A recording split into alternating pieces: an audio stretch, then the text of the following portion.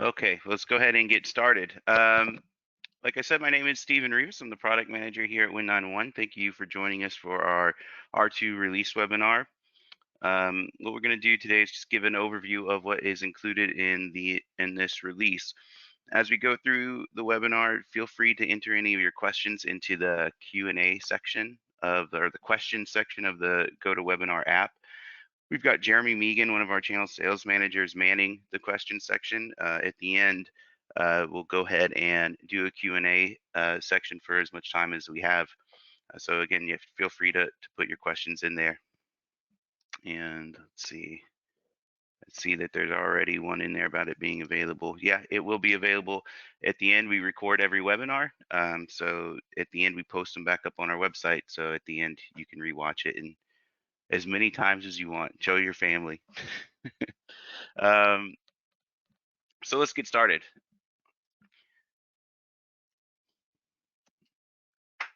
This is what we're going to talk about today. The main thing that we've added into the R2 release is WIN-911 Advanced. We'll also talk about our backup utility that makes backing up your configuration much more easy. Our version 7 import utility. We've ported over our Viva Edge data source, and we'll talk a little bit about localization. So we'll go through each one of these, and then we'll go through a few house cleaning things at the end. So we'll go ahead and get started with Advanced.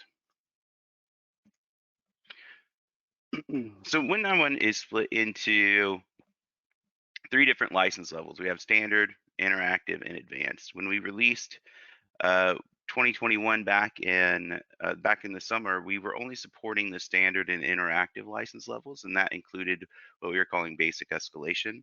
With this release, R2, we're adding back in our support for the advanced license level, which is going to give you advanced escalation features. So if you're holding off on upgrading because we were not supporting advanced, you'll now be able to upgrade to 2021 and take advantage of all the other features. And if you're not familiar with 2021, our webinar for our launch is available on our website, so you always feel free to check that out and get caught up, get up to speed with it.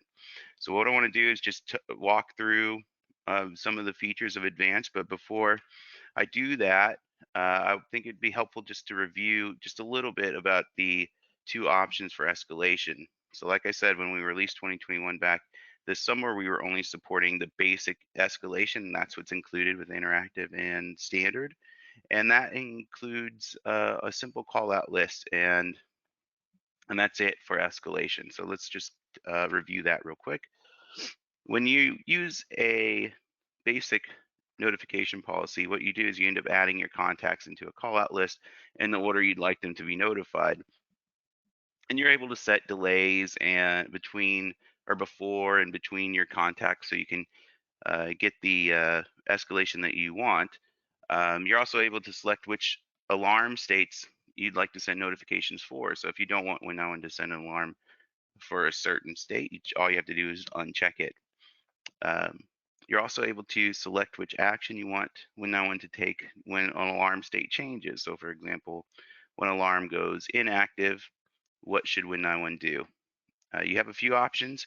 You can restart the call out list, which is what our older product, WIN-911 version 7 would do. You can immediately update the previously notified contacts. So for example, if WIN-911 was at the 5th contact in your list, what WIN-911 do is it would immediately notify those previous 4 contacts that had already been notified with the most current alarm information, and then continue to move down the list as you had it set up before. Of course, if it was the last alarm state, then it would just stop notifying at that particular time. And the last option would be to do nothing at all, and then you'd only be sending the initial alarm update, alarm state with your policy. So this is what the basic notification policy stuff is. What we're going to talk about today is advanced features that are more complex than this. And if this is enough for you, great. If you need more flexibility with your escalation, that's where the advanced features come in. All right, so let's get started with advanced.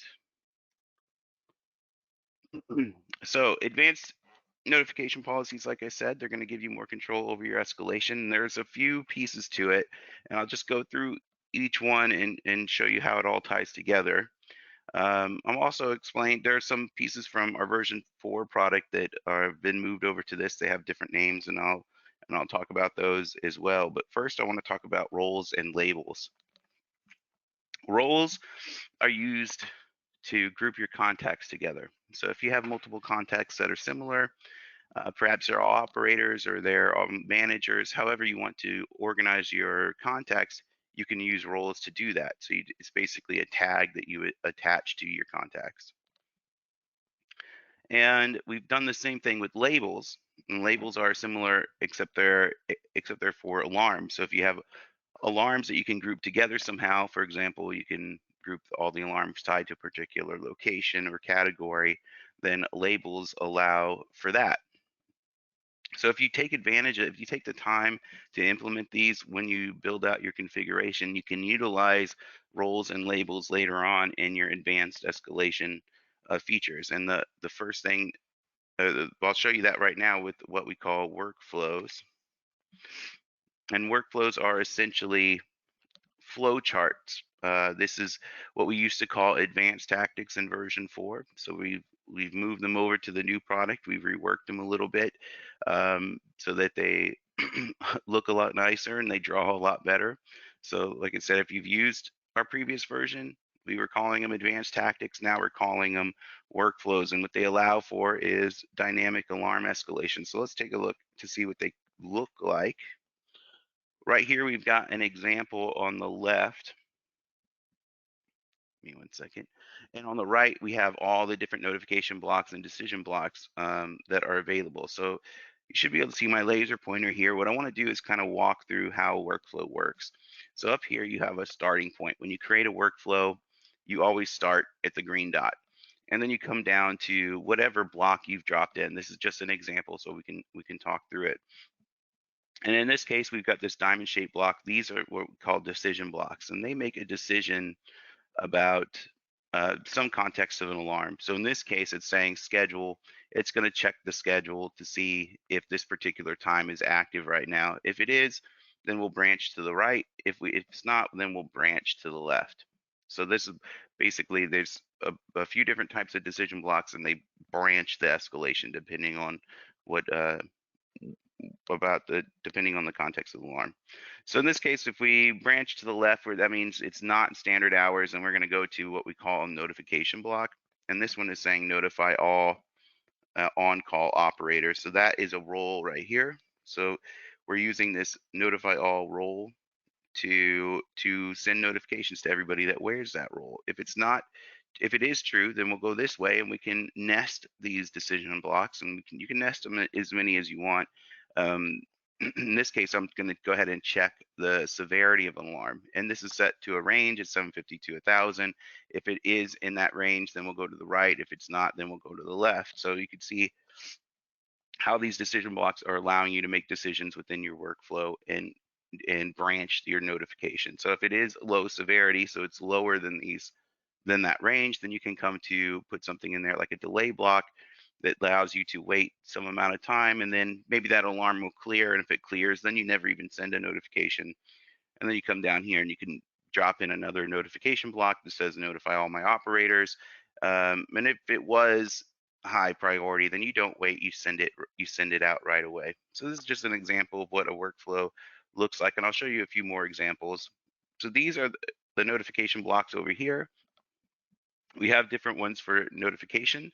So the first one is to notify a single person. I'm not using one of those over here. I'm using this one, which is a notify all block that is set to a particular role. If I were to just drop the notify all block in there, it would notify everybody in the system. But you utilize the roles to filter that down to a subset of your contacts that are wearing that particular role. We also have these push report blocks. A report in WIN-911 is a collection of tags that give you real-time values. So if you were to send a report, then it will just send you a list of tags and their values at that particular time. So you can send those to a single person as well, or you can send them out to a role. We also have a sub workflow block. So if you wanted to embed other workflows within a workflow, you could do that.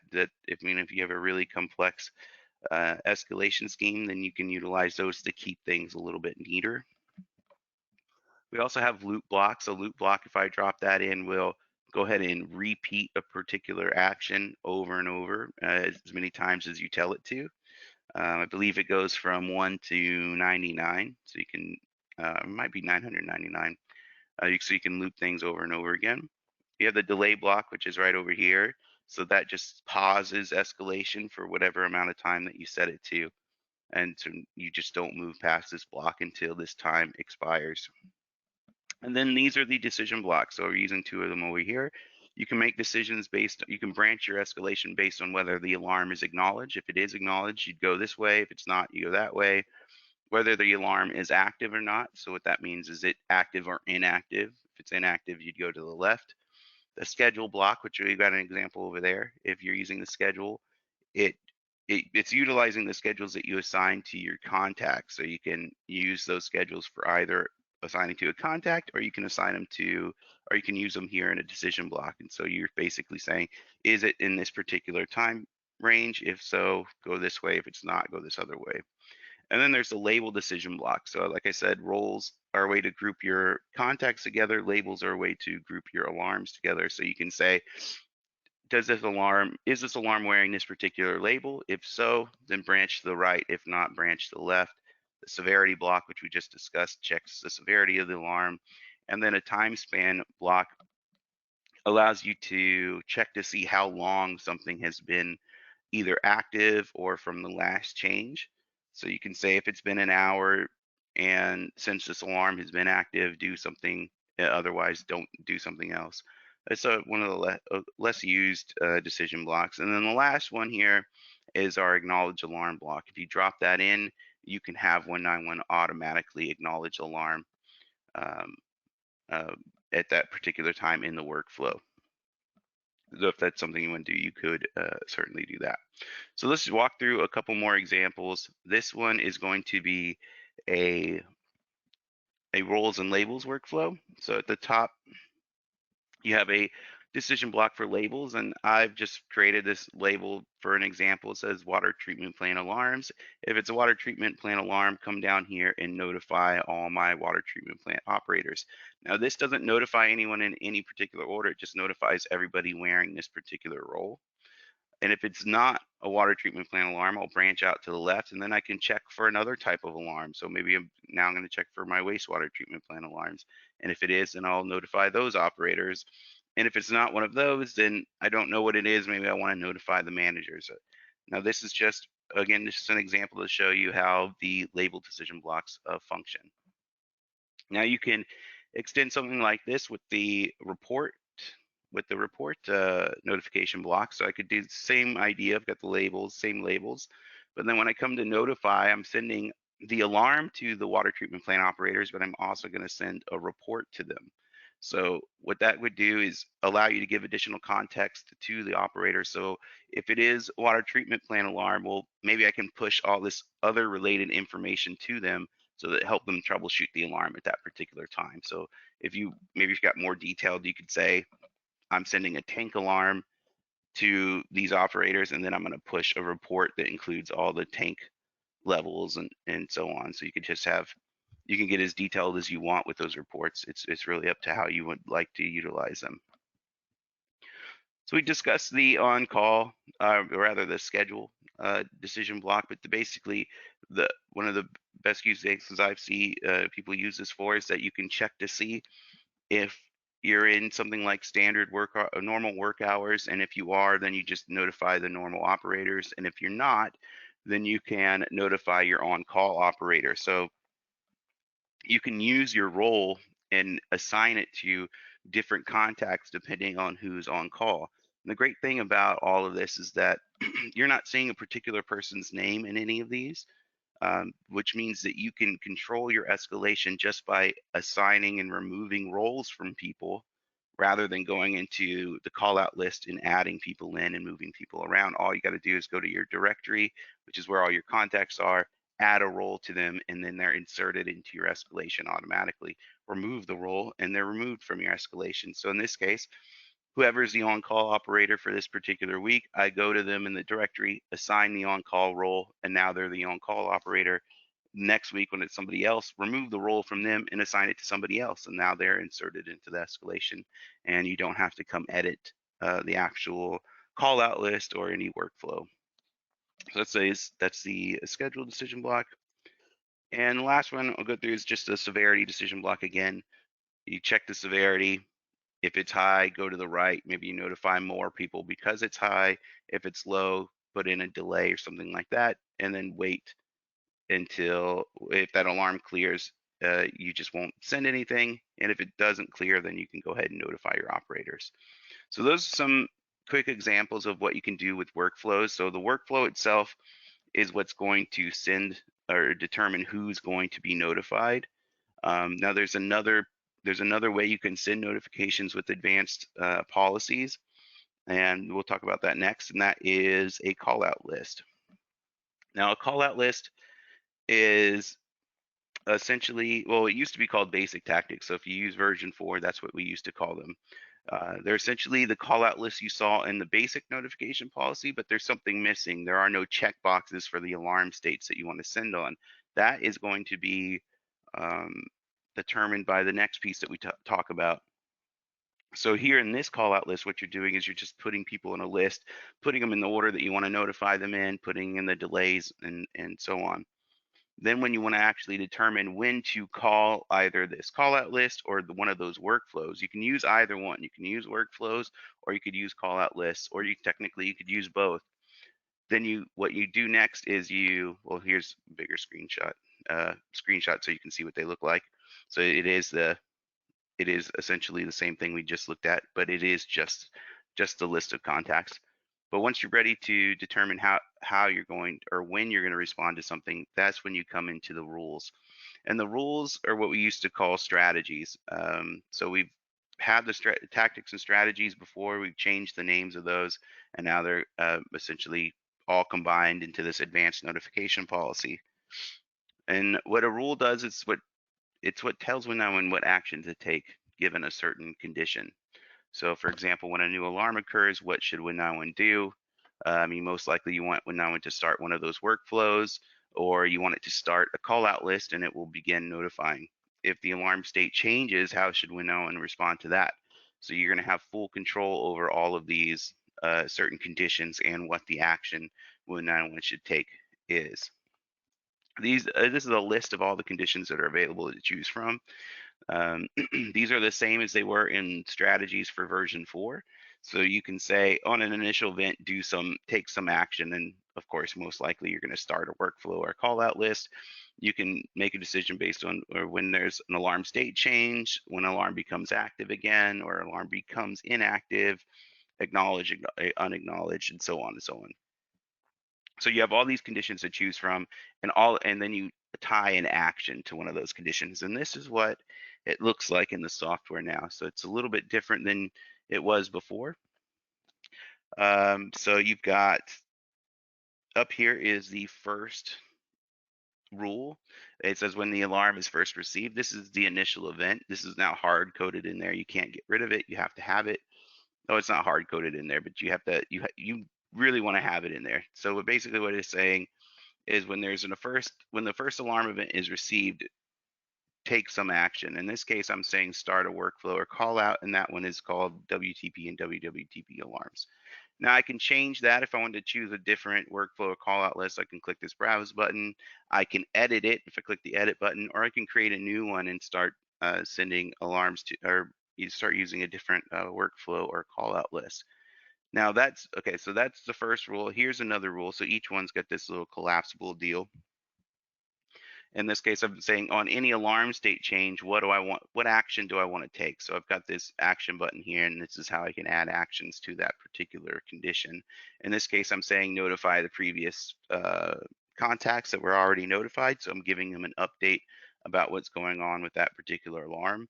And then I've got another rule down here that says alarm becomes terminal. So This is the default. These are the default rules that will be there when you create a new notification policy.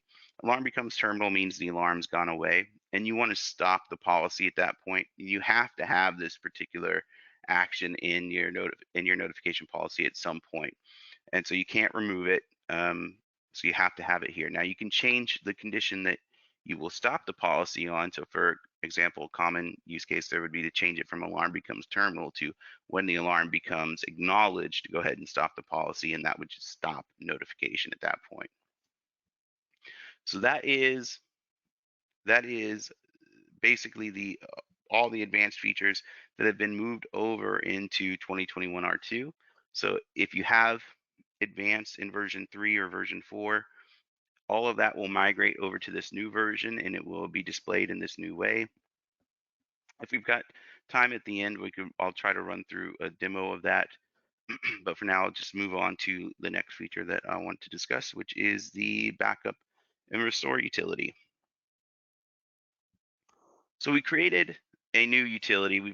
We've heard from users over the last couple of years that we need a better way to back up our configuration for version 3 and version 4, and now 2021.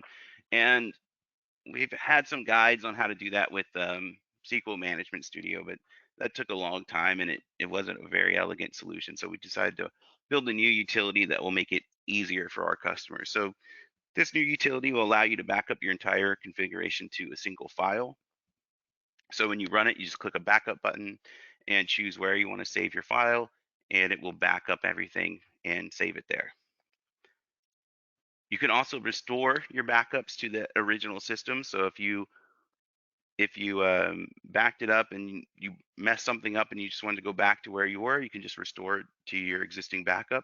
If you want to relocate it to a whole new system, then you can do that as well. Now, when you do that, whatever modules you had installed on that original backed up system, they have to exist on the other system. Meaning, if I backed up a configuration that had voice contacts and email contacts and I try to restore to a system that only has email, that's not going to work, and the utility will stop you from doing that. And like I said, you don't need to be familiar with SQL anymore, or use that SQL Management Studio to go through and back up individual databases. This just does it for you. And what took several minutes, 10 minutes, 20 minutes, depending on your experience with Management Studio, now literally takes 5 seconds to back up. So it will save you a lot of time uh, when you're backing up your system. And the last thing is uh, is that it can be executed through command line. The reason for this is that if you want to pair it up with something like Task Scheduler, you can automatically, or you can automate your backup, so that you can say something like every day create a backup of your configuration, or weekly or monthly. I'll show you an image of that in just a second. This is what the command line parameters look like. You go to command line, you can run it. You need to specify a folder path, the SQL instance where all your stuff is at, all your configuration, and the name of the WIN-911 system that you're trying to back up. And here's an example of what that would look like. So I'm going to drop it to this documents folder. This is my SQL instance, and this is my name of my Win911 configuration or system that I'm trying to back up. You run that, it creates a new backup file for you, and then you can restore that any particular time. Now you can't restore using command line. You can only back up with command line. So if you used Task Scheduler, you can go, and this is Windows Task Scheduler. You can go in, say, create a new task, and run that utility with those command line parameters, and then just set. You can run it every day, you can run it weekly, you can run it monthly, whatever you choose, and then you can back up your configuration that way. And then you always have something you can restore to if something goes wrong with your configuration. That's a backup utility that is available with R2. It's not an additional license item. It will be included in the tools folder when you download Win911, so it's not automatically installed. You have to go install it from the tools folder. So there's no additional charge for it. It's just there for anyone to use. And it does not work with version 4 and version 3. It's only for 2021. Next is the version 7 import utility. This is something we've had for a while, but we did not upgrade or we did not migrate over to 2021 when we released it this summer. That's what we've done now. So now you can use the import utility to migrate your version 7 configurations to R2. Um, Basically what you do is you take your INI file and your MDB from version 7, dump it into the utility, and then it will convert all your contacts, alarms, and groups over to 2021. Now, I think this is pretty good for systems where you have thousands of tags or a ton of contacts that you just don't want to manually re-enter into the new version of WIN-911. It's not going to be an exact one-to-one copy of your version 7 configuration. It would just remove a lot of the legwork of entering all those contacts. So what you're going to need to still do is go to all your notification policies and make sure everything's in the order that you want, and going to notify the people in the particular order you want with the correct delays and so on. And that's because there's weird nuances between version 7 and the new Win911 that don't match up, and you'll have to go in and do some fine tuning to make sure that the escalation is going to work exactly the way you want it to. Next up is Aviva Edge. If we have any Aviva Edge users, we have added support for 2020 and 2020 R2 and the corresponding versions of Web Studio. Those will work as well. If you watch the 2021 webinar, you'll know all the changes we made for data sources, and the same is true for Aviva Edge here. We've streamlined the UI so everything's on one screen. We've built out a new subscription control so you can be more precise with what alarms you're filtering into Win911. We also have a new grid view to display all your tags to make it a little bit easier to work through all the tags after you import them into your system. So that has been added for R2. So if you had Aviva Edge or Web Studio and you couldn't upgrade, now you'll be able to, since we've added support for that. We've also added support for localization. So if you are using Spanish, French, German, Chinese, or Italian, then you will be able to change the language within Win911 to match that. And we've rolled that out for the workspace utility, which is the main configuration. The Win911 announcer, which is the utility that announces alarms over the computer speakers, and the operator workspace, which is the smaller tool just for operators to make quick changes within their configuration. So if they want to change schedules or change roles, that's what the operator workspace is for. So if you need localization in one of those languages, it is now available. You can change it in each one of those tools separately. And with that, the SCADAs that we're supporting with this particular version, there's two updates that we made. One I already talked about, which was Aviva Edge, so 2020 and 2020 R2. What we've also done is we've gone back and added back in 2014 R2 Service Pack 1 Patch 2 for InTouch and system platforms. So if you have customers on that particular version, we have now verified support for that, and you can upgrade your customers with that particular version to 2021 as well. Other than that, there were no updates for SCADA support.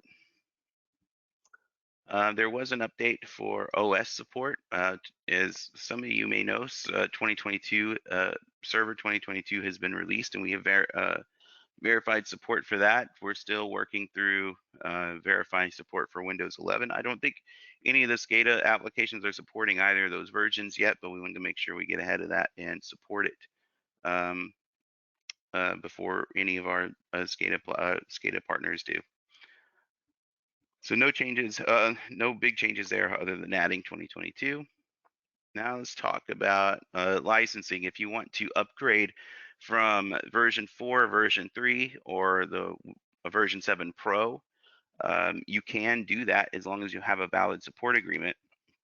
Now for your version 3 and version 4 customers, the existing license you had on your system in CodeMeter is not compatible with 2021. So what that means is you have to get a new license. You don't have to pay for it if you're in support, but you just have to go to our website and request it. And you can do that by going to support and license activation. And then there's a few options there for you to choose. You just need to choose the one that says Win911 2021 upgrade license request. Click that and fill out your details. So you got to put in your serial number or CD tracking number. We'll check to make sure you're available, you qualify for the upgrade, and if you do, we'll just send you back a new license, and then you can install that license on your system and upgrade to 2021. Now, if you if you want to just install 2021, of course you can do that, and it has a 30-day trial, and you don't have to wait for this license request to come through. So if you just want to try it now, go ahead and go to our website, and you can do that by just going to win911.com, go to downloads, and you can download it from there and start your 30-day trial. If you want to get more details about what has changed in Win911, there is a what's new PDF here. It's our release notes basically. So you can read through all the particular changes that we made and and see it, just see everything that we changed with the software. One thing I wanted to mention is that Mobile 911, which is our older web app, or not web app, mobile app, for Android and iOS is being discontinued. We've been sending out notices for the last year and a half about this, and that we're getting closer to when we're actually going to shut some servers off, and that is going to be on December 21st.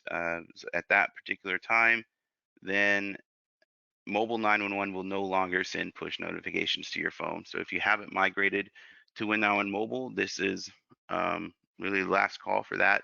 You need to upgrade to, well, I guess you'd upgrade to 2021 at this point, and take advantage of Win911 Mobile. If you have version 7 with mobile, you can upgrade to 2021 and use a new mobile app for that.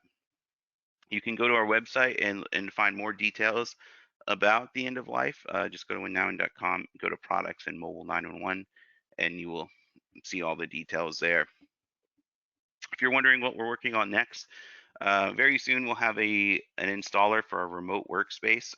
Workspace is what you use to configure Win911, and we didn't include a way to put that on another machine automatically for you when we first launched 2021. So we've built a new installer for that. So if you want to have Win911 installed on one machine and configure it from another machine, that's what this installer will be. You install a workspace, and then you can configure Win911 from there. We've started work on our hot backup failover module. So what this is going to be is a separate utility. Well, I call it module. I suppose it's technically a utility, but what it's going to do is monitor your primary Win911 system if it has a failure, which in one of the modules, and you'll get to choose some of those options. Then it's going to automatically fail over to the secondary Win911 system, and if it were to recover, then fail back over. So we've worked through the designs for that. If if any of you have actually upvoted that on our feature board, I'll talk about in just a second, then I'll be reaching out to y'all soon to get some feedback on those initial designs to make sure we're building exactly what you guys are expecting. We're also working on our Win911 mobile app that's been out for a while. We wanted to add some features that were highly requested. One of the top ones is alarm history. So one of the complaints that we have is that once an alarm goes away in Win911 mobile, you can no longer see it. So we're building in a way for you to see past alarms up to 31 days. You can change the amount of time that you will store the alarms, but you'll be able to see past alarm history within the mobile app.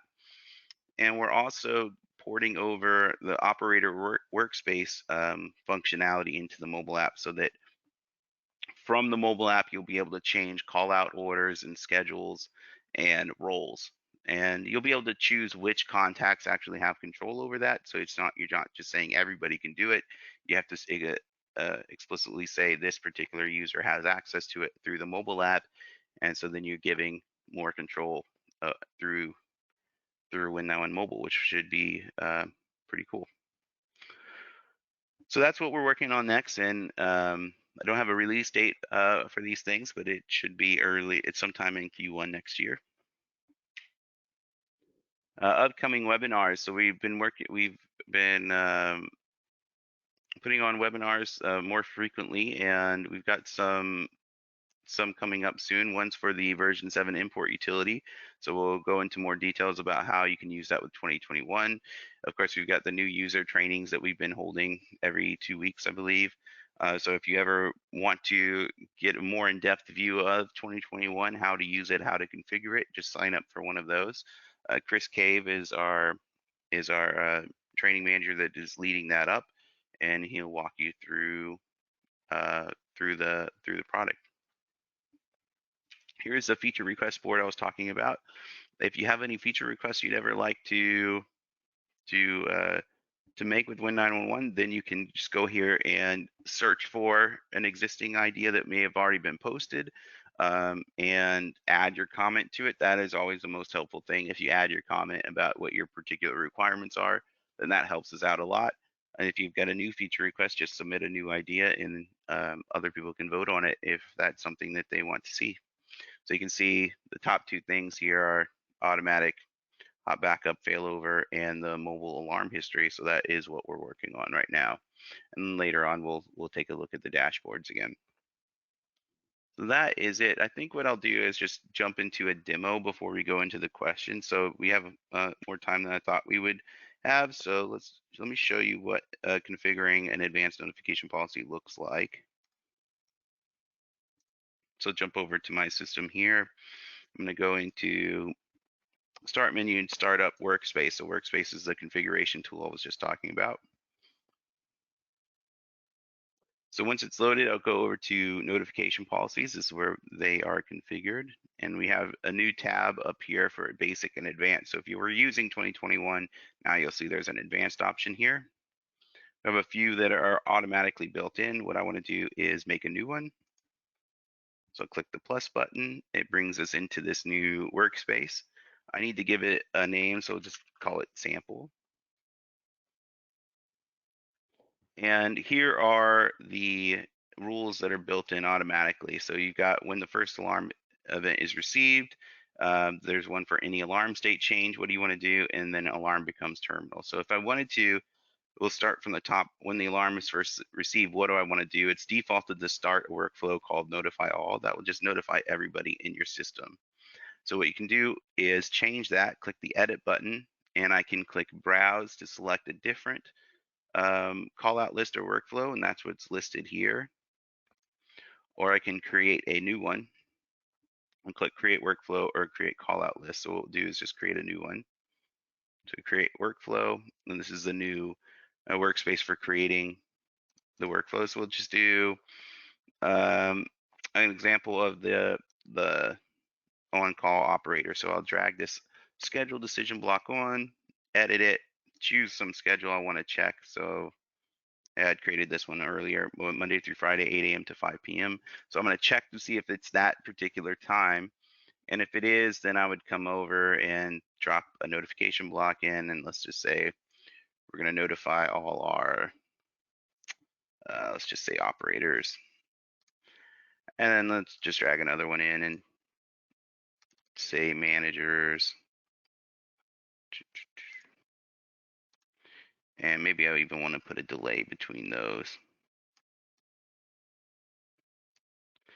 Say delay, I don't know, let's give operators 30 minutes to clear the alarm before contacting a manager.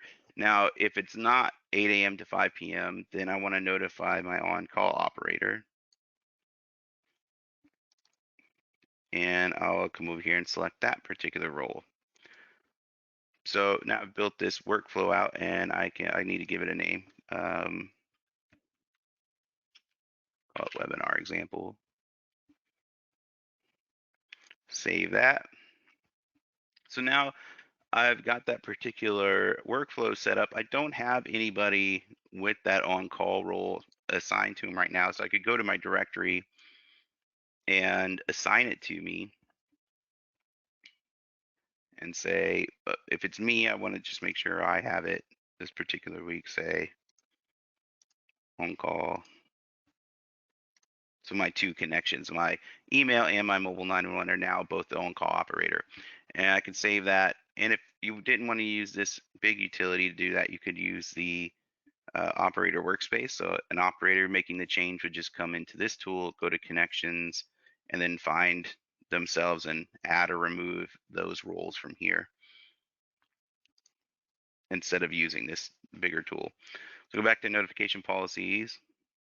So I've set it up to use that particular workflow. I could, if I wanted, add another action and say I want this to also start another workflow. I mean, typically I don't think you would do that, but just to show you creating another call out list. So I say create call out list instead of the workflow, and then I can add people to that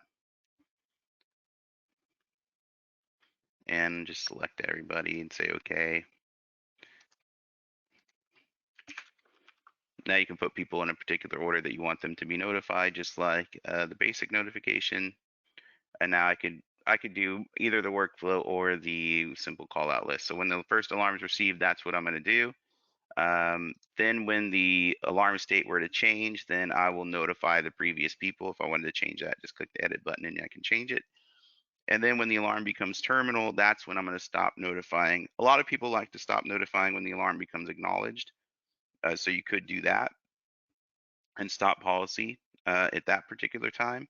So we'll leave it like that, but you can add another rule as well that says something like upon repeating timer, we'll edit the repeating timer. We could say something like every, I don't know, 45 minutes, we can re-notify. And what that means is as long as the policy hasn't stopped, so it's not acknowledged, every 45 minutes, I'm going to re-notify everybody that's been notified and say, hey, the alarm's still here. So it hasn't cleared, it's still around, so maybe you want to do something about it. Or if you wanted to start a different call out list, you could.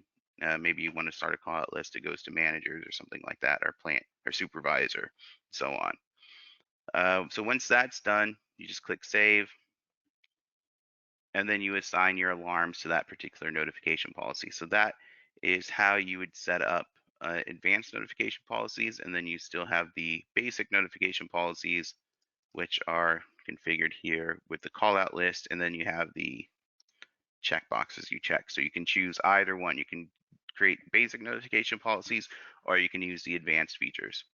And one last thing, I just want to show you the backup utility. I don't think I've got a shortcut for that. So you can see how quick it is for the backup utility to run. It's really simple. It's just got backup restore. If I click backup, I choose where I want to save it, the SQL Server instance. You have to paste this in here, so you have to know what it is. It automatically knows because it's installed on the same machine as WIN-911. Click start backup. It backs everything up, and then it stores it to that particular location. The file name will always have the timestamp from when it was saved. So you can't overwrite existing backups because it's always going to make a new file.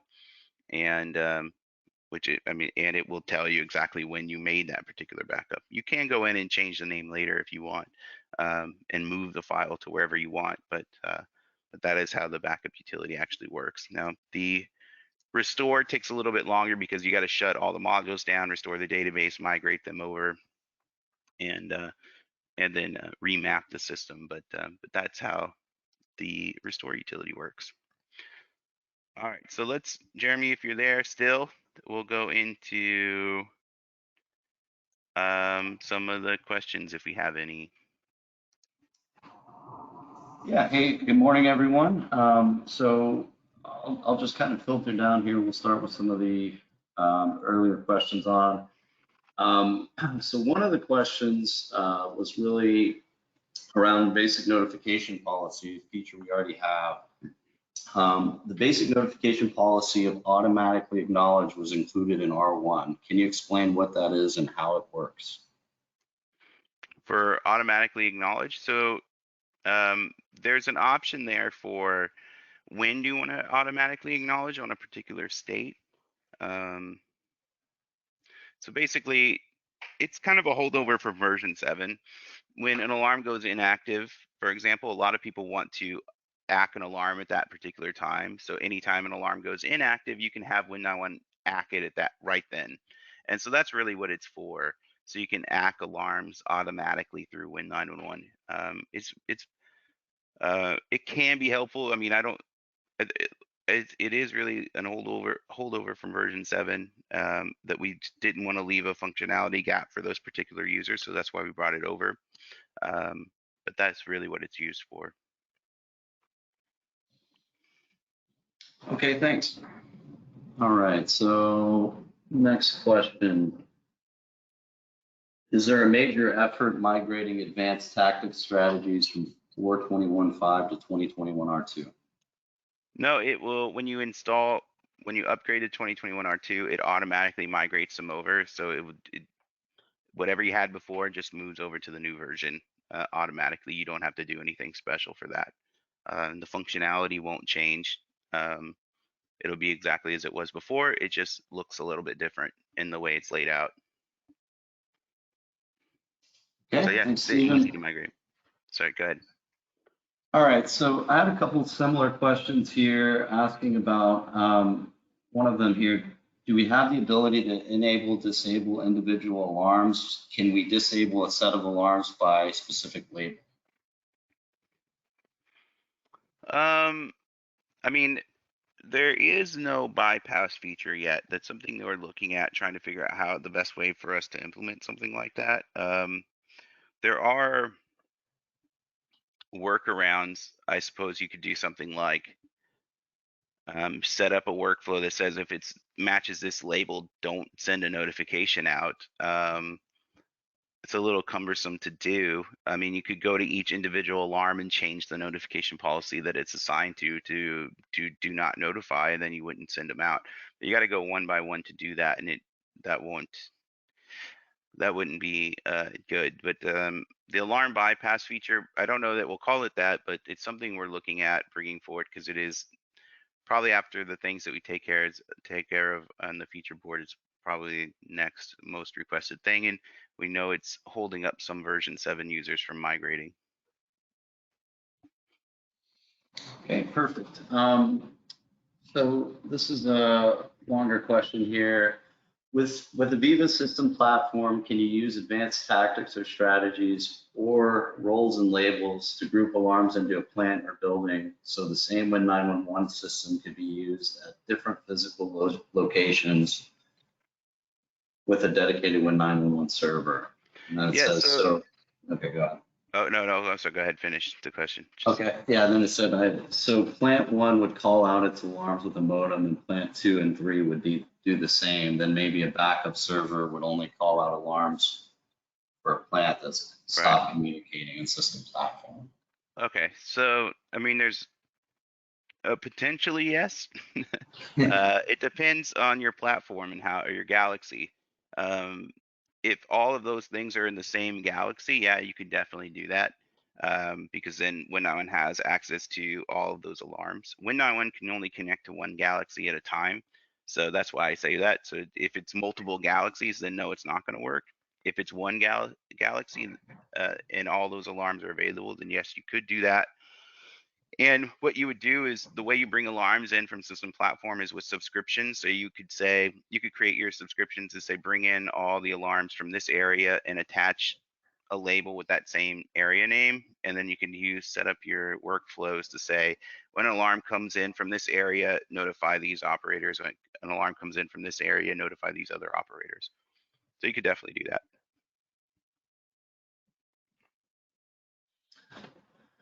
Okay, thanks, Stephen. One question here. I'm new and have WIN-911 2021. I'm not finding the V7 import utility. Is this on your website? So this is going to be, is that in the tool folders with the R2 release? Is that correct, Stephen? No, if you upgrade to R2, it should be automatically installed. So it should be there once you upgrade. It's not a separate download at the moment, so you have to install R2 to get to it. One of the questions was regarding system platform. Will the inverted severity number get fixed? Yeah,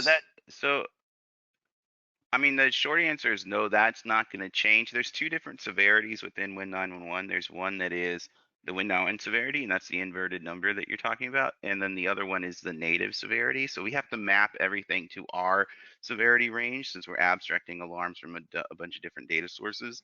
And so in our formats, you can display the native severity, but the workflows themselves are working with the Win-911 severity. We have been talking about doing a new custom decision block so that you can use the native severities there, but we haven't completed that yet. Okay. One question we had, can inactive unacknowledged alarms be ignored or disabled in WIN-911 2021 R2? Can you repeat that? Can repeat it? Yeah. Sorry. Can inactive unacknowledged alarms be ignored or disabled in WIN-911 2021 R2? I mean, you could do that with 2020 R1 with the basic policy of unchecking those boxes so you don't send those alarm states out. You can't just disable those individual alarms without changing the policy that they're assigned to. You could use workflows to do that, but I probably wouldn't. It seems like it'd be too much work to do it. But I would probably use a basic notification policy for that and uncheck those states that you don't want to send. And then if you uncheck those boxes, then technically they're being ignored because you won't be sending notifications for them. Okay. Question on reporting feature. Does reporting include when the alarm was acknowledged? So are you able to, I guess, are you able to add the acknowledgement status into your reporting, into your report formats? I believe it does report that. I think there's a date time that also gets updated. I'd have to get back to you on that one to know for sure. The reporting is well, yeah. I'll get back to that person and give them a more concise answer. Okay. All right. The one question sounds like a feature request. Does WIN-911 have a function to automatically rotate a call out list? So week one, call Bob, and then first, then Joe. No, I know what you're talking about. No, I've thought about that in the past. We don't get a lot of requests for it. I mean, it's something we could eventually do, but it's not something that's on the roadmap at the moment. Okay. A couple of specific questions to system platform. Are we supporting reporting yet with system platform?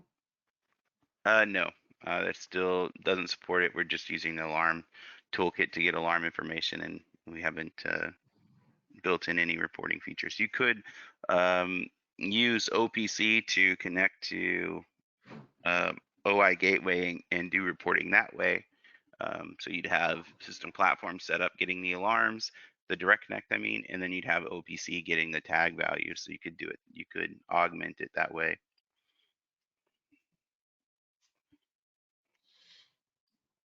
Okay. One of the questions here, if an additional node license is purchased, this is also a system platform. Can WIN-911 support multiple galaxies? Currently, we can only connect to one galaxy That's right. from the 911 instance, right? That's right. That's exactly right. Yeah. Let's see here, just kind of scanning through these. One of the questions was looking for a way to check the dial tone, and if not, then alert users via SMS and email. So we do have the retries and the options to build contingencies in your basic escalation. Can you talk about that? Well, we don't monitor the phone line. We don't support the TAPI modem anymore. If you're talking about the Grandstream device, the call will fail and report back to WIN-911 that there was a failure. With the failover utility that what I was talking about, you'll be able to set something that says after X number of call failures, consider the voice module in a failed state and then fail over to a different WIN-911 system. So it's not monitoring the dial tone, but you will be able to take some action when WIN-911 stops making phone calls for whatever reason. Okay. Yeah, one of the questions that I can answer. How about migrating from 3.19.5? Is that relatively seamless? So yeah, Well, go ahead. go ahead. I was just say the last version that we're targeting for upgrades is actually 3.19.9. So you need to be 3.19.9 in order to upgrade. So you can get 3.19.9 or any version 4 download and upgrade to that version and then go to 2021. And if you do that, the upgrade is seamless. I mean, you just have to upgrade to middle, that one version, and then you can jump up to 2021 R2. Perfect. So this is kind of a commercial question. Does the upgrade cover advanced type license? So if you are an existing enterprise version 3 or version 4 customer and you have advanced with the valid customer care subscription, then it will be covered in that customer care subscription.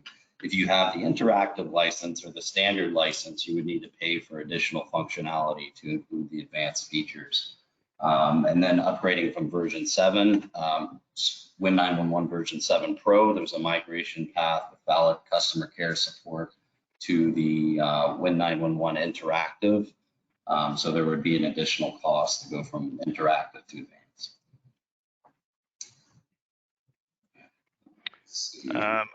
I mean, it looks like we're about out of time. There was one question I saw about, I think I may have answered it in the presentation.